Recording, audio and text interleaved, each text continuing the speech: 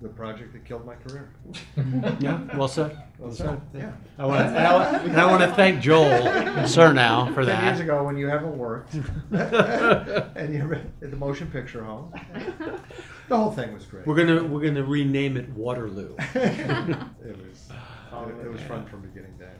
You know, you can do a movie that's dark and has dark, heartfelt stuff, and that's one thing, and you can really move an audience that way. I think it's harder and in some ways more interesting to have a movie that kind of plays light. I mean, Small Time plays like a light movie, and then you realize it's not a light movie.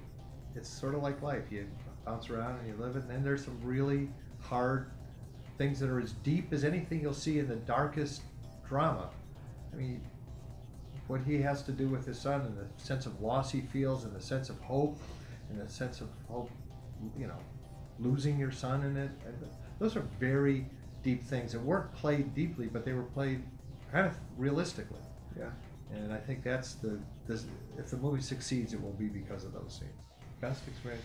Well, when I worked for my dad, I had a wonderful 5 years.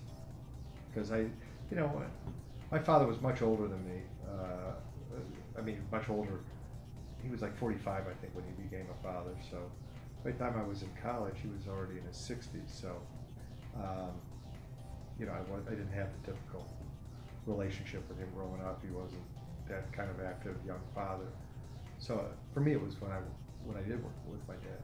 We would go out every day and sell carpeting and play cards at the carpet place every afternoon and go to the track. And it was just a great kind of, like you say, it was like a Robert Altman movie. I was 21 through 26.